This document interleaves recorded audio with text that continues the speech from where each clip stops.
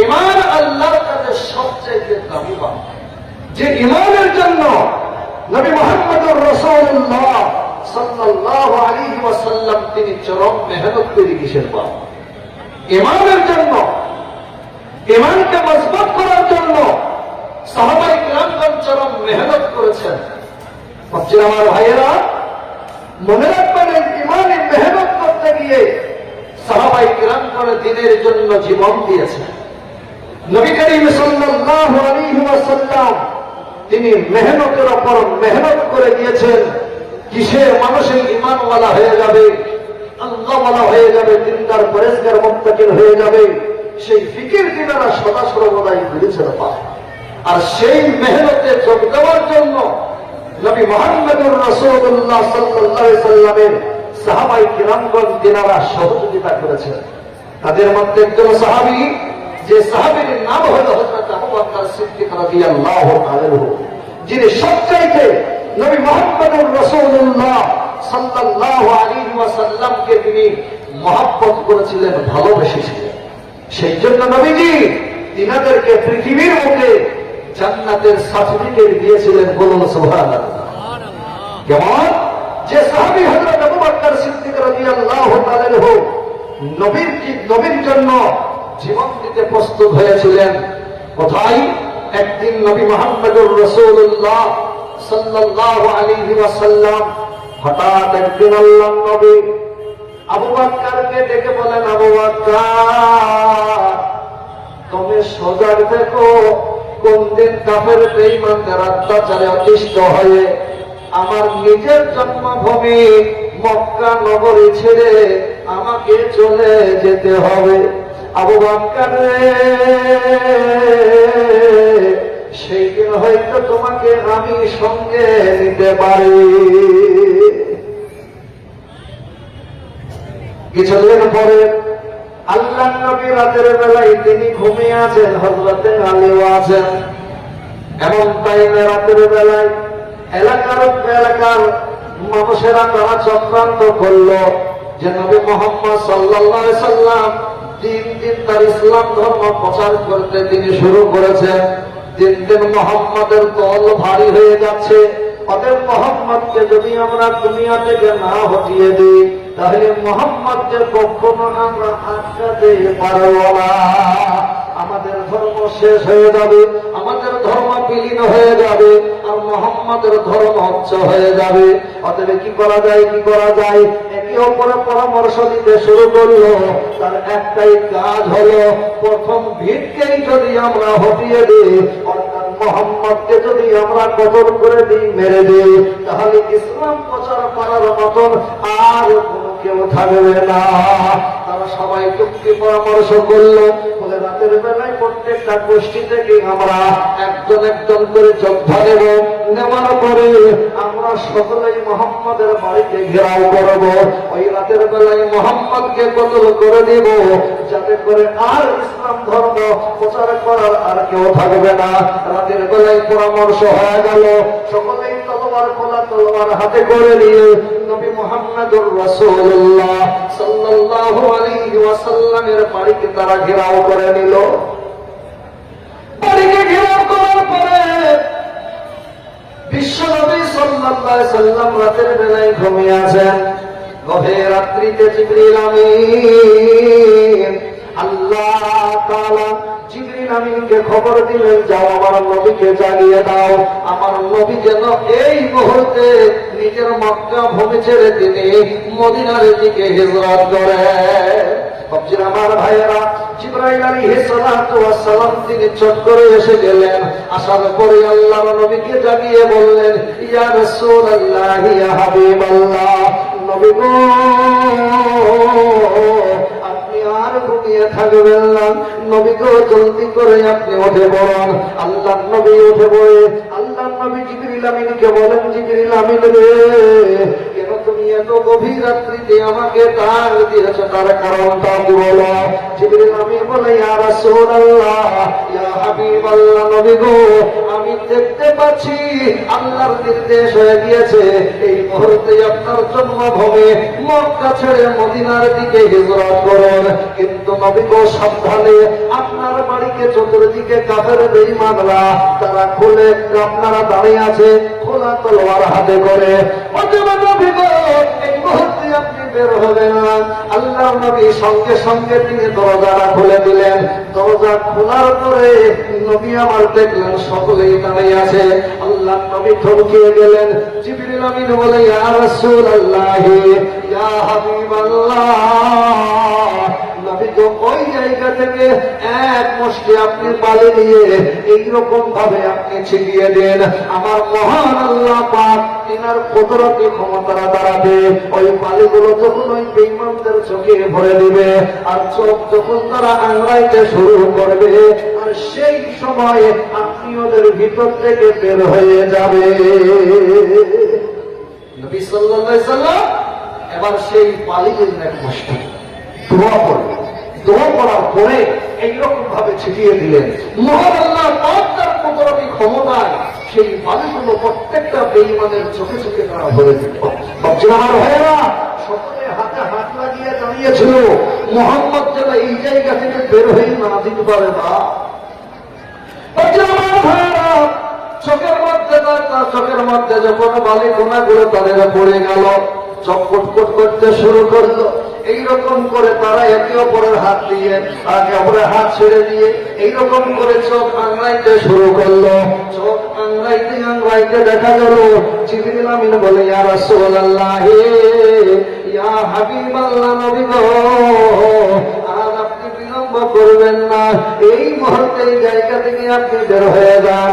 হযরতে আলীকে নবীজি বললেন, আলী রে, তুমি আমার বিছানায় ঘুমিয়ে যাও, আমি মদিনার দিকে হিজরত করলাম। আল্লাহর নবী এবার চট করে বাড়ি থেকে বের হয়ে আসলেন। কাফের বেঈমানরা কেউ বের হইল না। বলুন সুবহানাল্লাহ। চট করে বের হয়ে এসে রাতের গভীর রাত্রিতে হযরতে আবু বকর সিদ্দিক রাদিয়াল্লাহু তাআলা দরজার কাছে গিয়ে একবার আস্তে করে ডাক দিচ্ছেন, আবু বকর, আবু বকর, একবার ডাক দিয়েছেন। আর সঙ্গে সঙ্গে আবু বকর দরজাটা খুলে দিয়েছে। আল্লাহর নবী আবু বকরকে ডেকে বলেন, আবু বকর রে, একবার দুইবার নয়, তোমাকে সামান্য একবার শুধু আস্তে করে ডাক দিয়েছি। আবু বকর, আর তুমি সঙ্গে সঙ্গে দরজা খুলে দিয়েছো, তুমি কি রাতের বেলায় ঘুমাওনি বলো?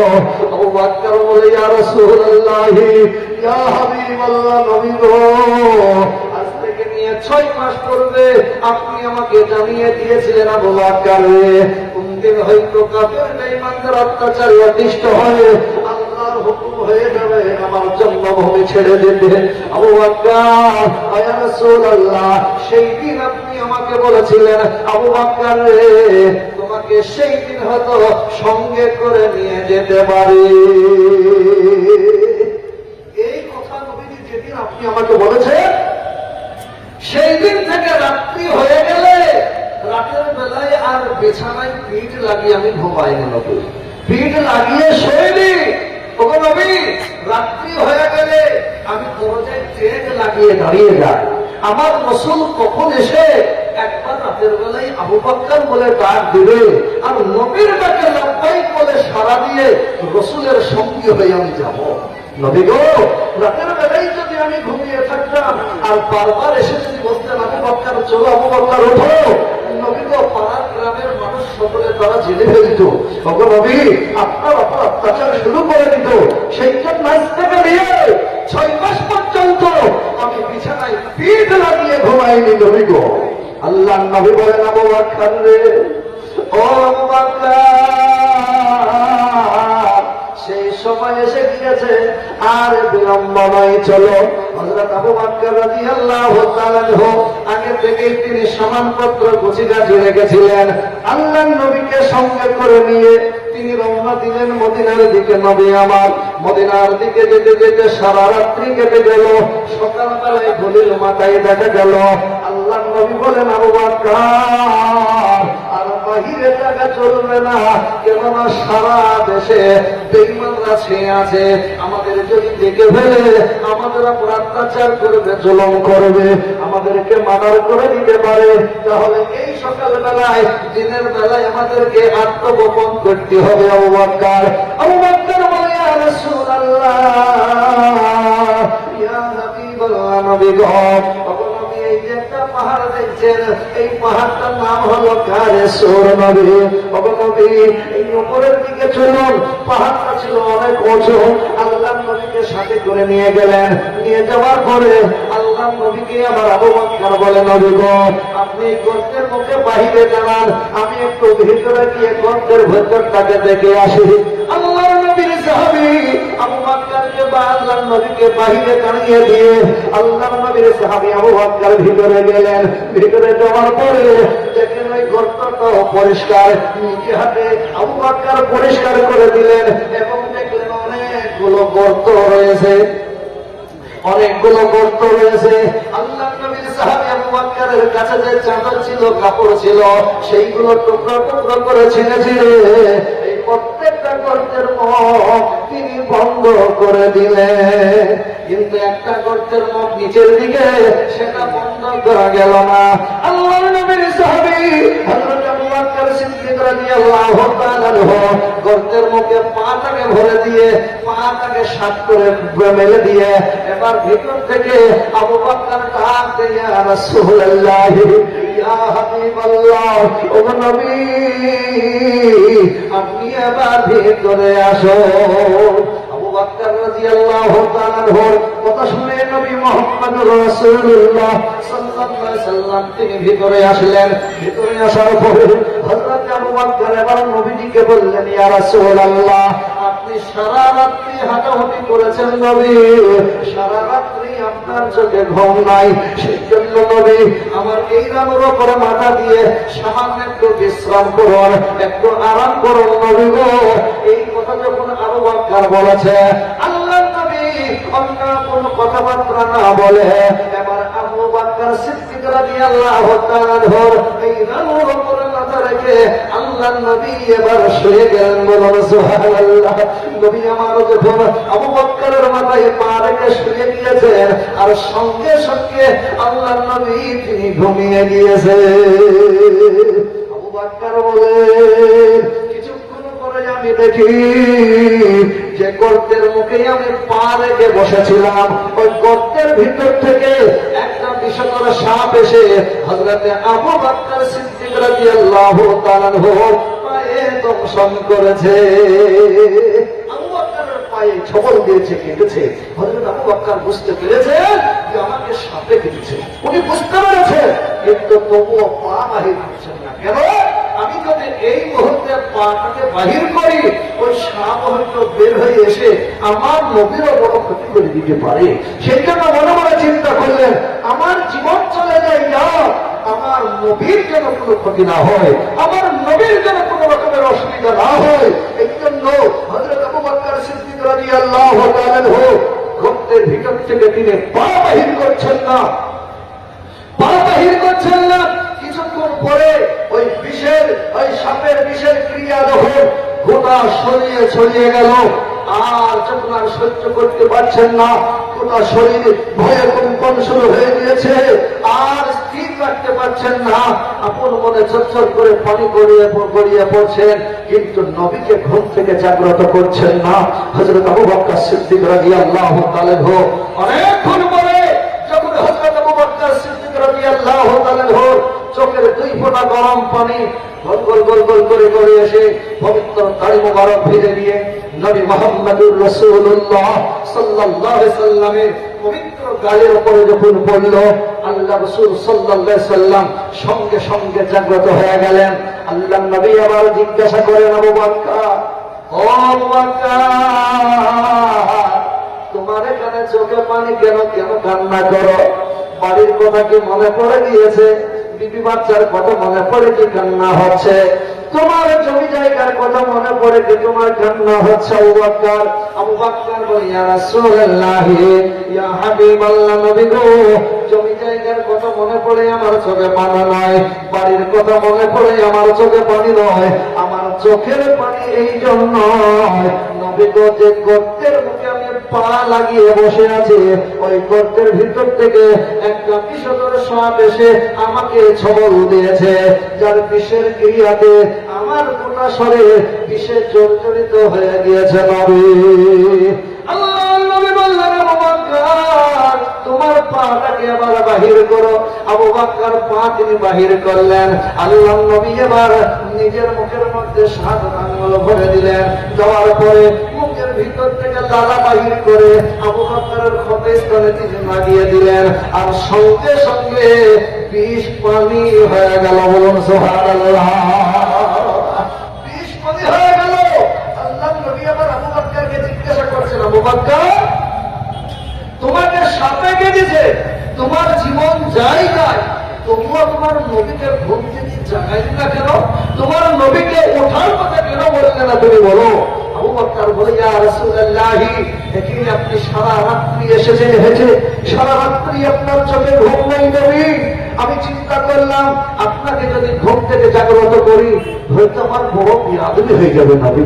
আমার জানি নবীরা ঘুমায়, কিন্তু নবীদের অন্তর ঘুমায় না। নবীদের অন্তর সদা সর্বদাই জেগে থাকে। না যদি ঘুমন্ত অবস্থায় যদি আল্লাহ তাআলা আপনার কাছে ওহী দেয়, ওহী পাঠান, আর সেই টাইমেই যদি আপনাকে আমি ডাকি, নবী তো আমার সব বিয়াদবি হয়ে যাবে। সেই জন্য আমি মনে মনে চিন্তা করলাম আমার জীবন চলে যায় যাক, আমার জন্য আমার নবীর জন্য কোনো ক্ষতি না হয়। বলুন সুবহানাল্লাহ। আল্লাহর নবী বললেন, আবু বকর তোমার নবীকে তাহলে এত মহব্বত করো, এত ভালোবাসো তুমি? আবু বকর বলে, ইয়া রাসূলুল্লাহ ইয়া হাবিবাল্লাহ, নবী গো, আপনাকে আমি এত মহব্বত করি নবী গো, আপনার জন্য আমার জীবন দিতে পারি। বলেন সুবহানাল্লাহ। আল্লাহর নবী বললেন, আবু বকর আমি নবীজি ঘোষণা করে দিলাম, যাও আমি নবী তোমার জন্য বলে দিলাম, যাও তুমি জান্নাতি। বলুন সুবহানাল্লাহ। আবু বকর রে, আমি নবীজি তোমার জন্য ঘোষণা দিয়ে দিলাম, তুমি হলে একজন জান্নাতি। বলুন সুবহানাল্লাহ। আমার ভাইয়েরা, নবীর জন্য যারা জীবন দেওয়ার জন্য প্রস্তুত ছিল, নবীকে নিজের জীবনের চাইতে যারা ভালোবেসেছিল, মহব্বত করেছিল নবীদেরকে, আল্লাহর নবী একে করে 10 জন সাহাবীকে নবী আমার জান্নাতের টিকিট তিনি ধরে দিয়েছিলেন। বলুন সুবহানাল্লাহ। ও আমার ভাইয়েরা, মনে রাখবেন যেমন বাপ আর সেই রকম আল্লাহ পাক মেয়েও তিনাকে দিয়েছিলেন। বাপ যেমন মহব্বত করেছিলেন রাসূলকে জীবন দেওয়ার জন্য, সেই রকম হযরত আবু বকর সিদ্দিক রাদিয়াল্লাহু তাআলা মেয়েও আল্লাহ পাক দিয়েছিলেন। সেই মেয়ের নাম ছিল হযরত মা আয়েশা সিদ্দিকা রাদিয়াল্লাহু তাআলা আনহা। আরে বাবা উঠছেন কেন? একটু বসো না। আল্লাহু আকবার। কেমন মেয়ে দিয়েছিলেন হযরত মা আয়েশা সিদ্দিকা রাদিয়াল্লাহু তাআলা আনহা? তিনি ছিলেন নবী মুহাম্মদুর রাসূলুল্লাহ সাল্লাল্লাহু আলাইহি সাল্লামের বিবি। তবে মুহতারাম মনে রাখবেন, একটু কথা আপনাদেরকে শুনিয়ে দিই। এই হযরত মা আয়েশা সিদ্দিকা রাদিয়াল্লাহু তাআলা আনহা নবীর সঙ্গে যখন তিনার বিবাহ হয়, বেশি দিন নয়, মাত্র আয়েশার বয়স যখন মাত্র 6 বছর, সেই টাইমে নবীর সঙ্গে আয়েশার বিবাহ হয়েছিল। কিন্তু স্বামীর বাড়িতে তিনি যাননি, বাপের বাড়িতে ছিলেন। 9 বছর বয়স পূরণ হওয়ার পরে স্বামীর বাড়িতে তিনি পা রেখেছিলেন।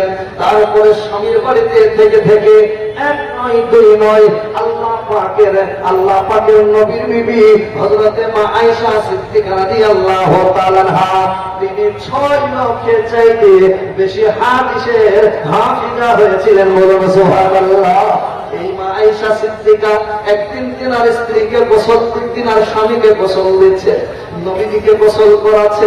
আল্লাহর নবী একটা কাঠের তক্তার উপরে তিনি বসে আছেন, আর নবীজির বিবি মা আয়েশা আল্লাহর নবীর গায়ে পানি ঢেলে ঢেলে দিচ্ছেন। কিছুক্ষণ পরে আল্লাহর নবী দেখতে পাচ্ছেন আয়েশা পানি ঢেলে ঢেলে দিচ্ছেন। নবীজি দেখছেন যে পানি, গোসলের পানি গড়ি গড়ি যাচ্ছে, ওই পানির সঙ্গে রক্ত মিশ্রিত হয়ে যাচ্ছে। আল্লাহ নবী বলেন, আয়েশা রে, এই পানির সঙ্গে রক্ত মিশ্রিত হয়ে যাচ্ছে, তার কারণ কি? কিসের রক্ত হইবে? আয়েশা বলে, ইয়া রাসূলুল্লাহ, ইয়া হাবিবাল্লাহ, নবী গো, আপনি যে তক্তার উপরে বসে গোসল করছেন, ওই তক্তার তলে আমার পায়ের দুটো আঙুলটা পড়ে গিয়েছে, আর আপনার তাবল লেগে নবী তো আমার পাটা কেটে গিয়ে রক্ত বের হচ্ছে। আল্লাহ নবী এই কথা শোনার সঙ্গে সঙ্গে নবী আমার চট করে নেমে গেলেন। নেমে গিয়ে বললেন, আয়েশা রে, তোমার পায়ের আঙুল তক্তার তলে গিয়ে কেটে গিয়ে রক্ত বের হচ্ছে, তবুও কেন তোমার নবীকে দাঁড়ানোর কথা তুমি বললে না? আগে যদি তুমি আমাকে বলতে, নবী গো, একটু আপনি দাঁড়িয়ে যান, আমার পাটা ফেটে রক্ত বের হচ্ছে, আমি আগে তো সতর্ক হয়ে যেতাম। কিন্তু তোমার নবীকে দাঁড়ানোর কথা কেন বললে না? তোমার নবীকে ওঠার কথা কেন তুমি বললে না? বলো। আয়েশা বলে, ইয়া রাসূলুল্লাহ, ইয়া হাবিবাল্লাহ, নবী গো, আমি আপনাকে এত মহব্বত করি, এত ভালোবাসি, নবী গো, আজকের দিনে সামান্য আমার আঙুল করিয়া বলে মাথাটা ফেটে গিয়ে রক্ত বের হচ্ছে, এই জন্য নয়। আপনার জন্য যদি আমার কলিজাটা ফেটে গিয়ে চচিল হয়ে রক্ত বেরিয়ে বেরিয়ে আমার মতন আয়েশা যদি শেষ হয়ে যেতাম, তবু আমার মতন আয়েশা আপনার মতন নবীকে উঠে দাঁড়ান, এই কথাটা বলার মতন সাহস আমার মতন আয়েশা নাই। বলুন সুবহানাল্লাহ। ও আমার ভাইয়েরা, আল্লাহ নবীকে সাহাবায়ে কিরামগণ, তিনার বিবিগণ কত ভালোবাসতেন, কত মায়া করতেন, কত তিনাকে ভালোবাসতেন। মাঝির আমার ভাইয়েরা, অতএব নবীর সাহাবারা নবীর কাছে কত মহব্বত ভালোবাসা দিয়েছিলেন। তবে মাঝির আমার ভাইয়েরা, মনে রাখবেন, আল্লাহ পাক তিনি বলেন, ফাআম্মাল ইয়াতীমা ফালা তাকহার ওয়া আম্মাস সাইলা ফালা তানহার। আল্লাহ পাক বলেন, ফাআম্মাল ইয়াতীমা ফালা তাকহার। ও জগতের বুকের মানুষ, তোমরা যেন কখনো কোন এতিমদের গলায় ধাক্কা দিও না। এতিমদের তোমরা ভালোবাসো, এতিমদেরকে তোমরা কষ্ট দিবে না, এতিমকে দুঃখ দিবে না। এতিমকে যারা ভালোবাসো, আল্লাহ নবী বলেন, সেই লোকটি যেন আমি নবী মুহাম্মদ সাল্লাল্লাহু আলাইহি সাল্লামকে ভালোবেসেছেন। বলুন সুবহানাল্লাহ। কেন আল্লাহ নবী বলেন, আমি ছিলাম এতিম, আমি ছিলাম এতিম, অতএব এতিমকে যারা ভালোবাসবে